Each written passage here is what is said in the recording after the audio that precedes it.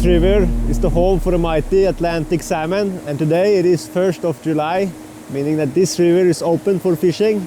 Bård and me, we will try to catch our first salmon of the year.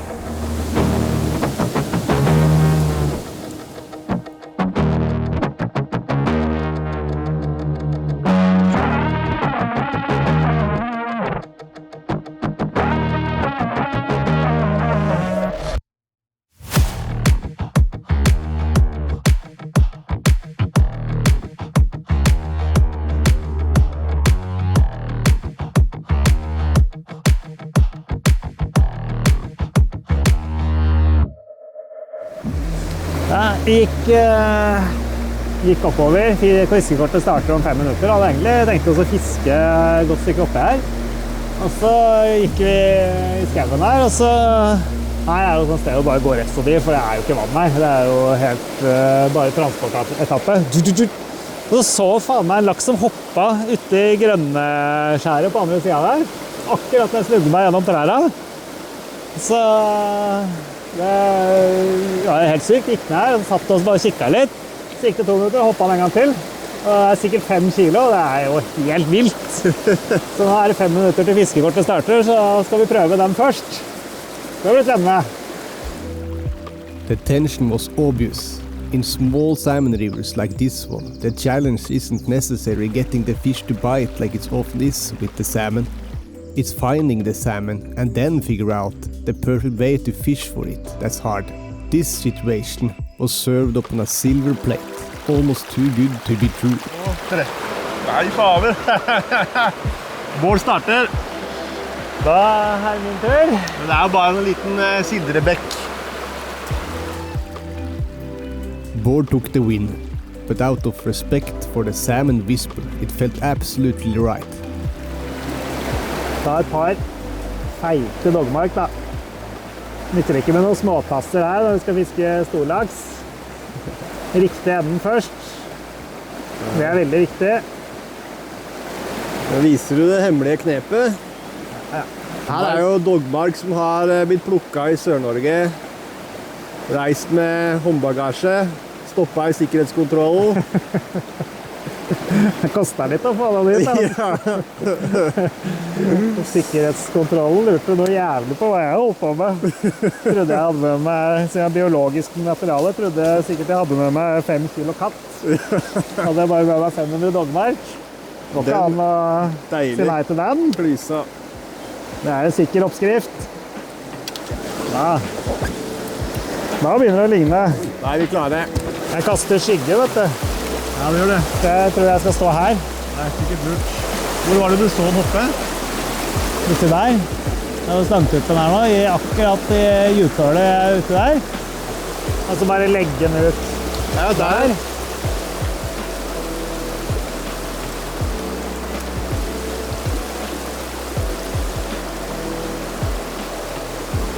Tok ikke, altså. Tok ikke?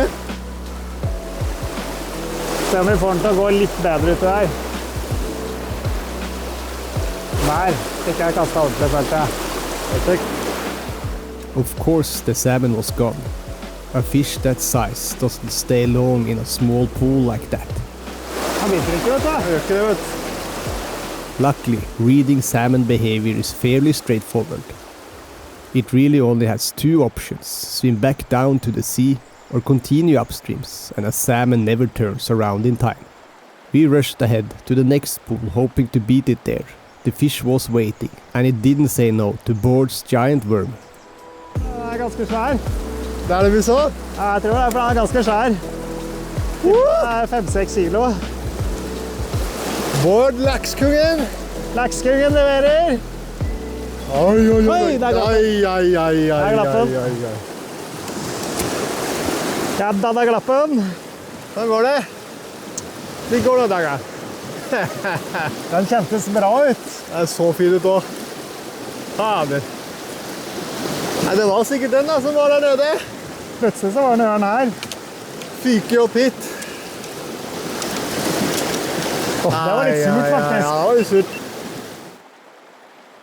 Losing the first salmon of the season is tough, but there's nothing to do than just keep on going.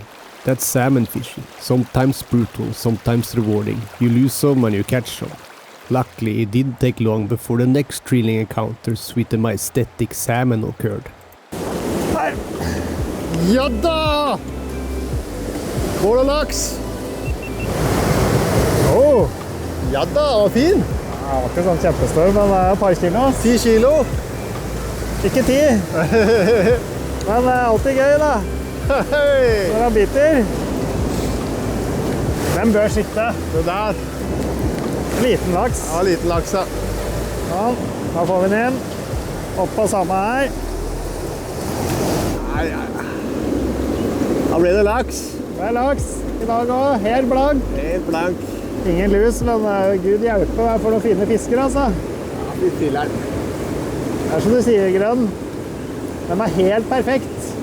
Helt nydelig laks. Helt perfekt. Nydelige omgivelser. Bård had landed his first salmon of the year, a stunning specimen of the majestic Atlantic salmon. Now all the pressure was on my shoulders. The worm was rigged, my senses sharpened and a hunting instinct kicked into full gear. It was game on.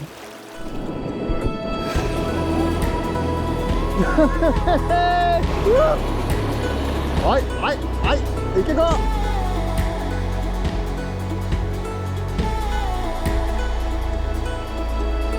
Jeg visste at det var laks i hjørnet her.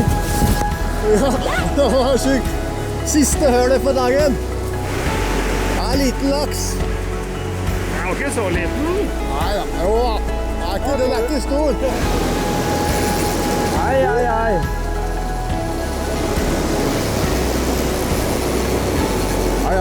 Ikke gå del. Ikke ut for brekket. Her sitter, vet du. Der gjorde du alt riktig. Da må vi ta da. Kjempetilslag. Ja, kroken sitter ikke fast. Den sitter faktisk ikke fast. Se på det. Det er helt sykt. Men du har den rundt snuta? Ja, rundt snuten. Du har rød ultra, vet du, som sitter i tennene på den. Ja. Nydelig. Så utrolig fin, da. Som alle andre lakser. Ja, fy fader. Nei, Elva leverer. Elva leverer. Perfekt på 2 turer. Dette blir middag. A perfect trip on a perfect salmon river.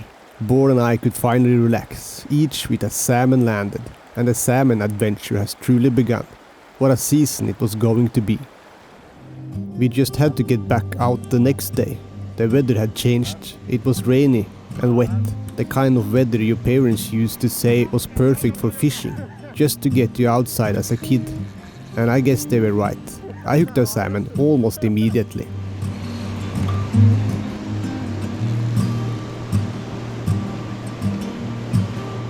But this day wasn't about me. It was Bård's turn to feel the river come alive for the season. A big salmon attacked his worm, and it was huge, really huge. Det er lekkert. Det er lekre forhold. Jeg har virkelig trua på brekket her nå, at det kommer til å sitte igjen, altså.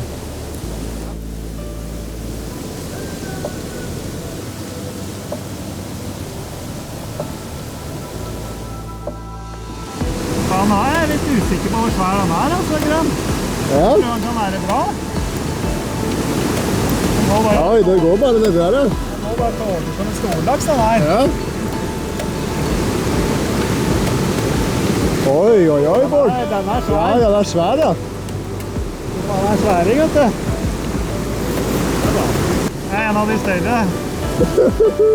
Ai. Dette her vet jeg kommer til å gå gærlig. Her har jeg gjort så mange ganger oppe i elva. Det kommer jeg aldri til å få igjen. Her går tåger i bånd av en storlaks, vet du. Den her kommer til å stille det i stand.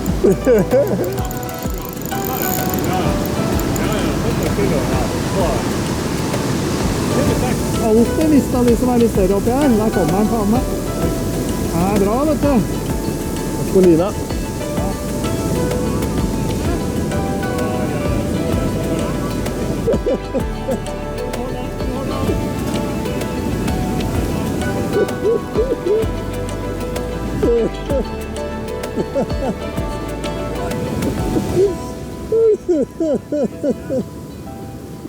That's how fishing stories goes. The fish you lose is always bigger and more beautiful than any you actually catch. It's an ancient fisherman's tale that's been trending for generations. Still, losing a fish stinks. Luckily, most stories end well, and a small consolation catch was more than dessert.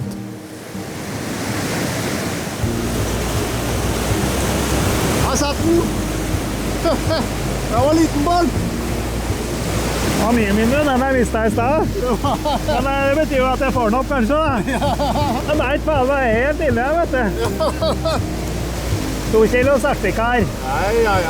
Deilig med 2 kilo sartikarer.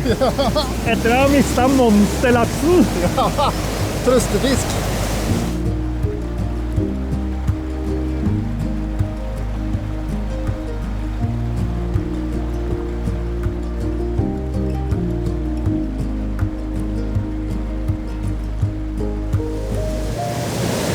Da ble det fin laks. Det er en nydelig laks. Ja, 2 kilos. 2 kilos strøken laks. Det var bra trøstepremie. Ja. Jeg var fornøyd. Salmon adventure had started with fireworks.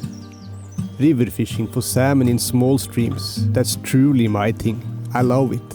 And this season was shaping up to be the best one yet.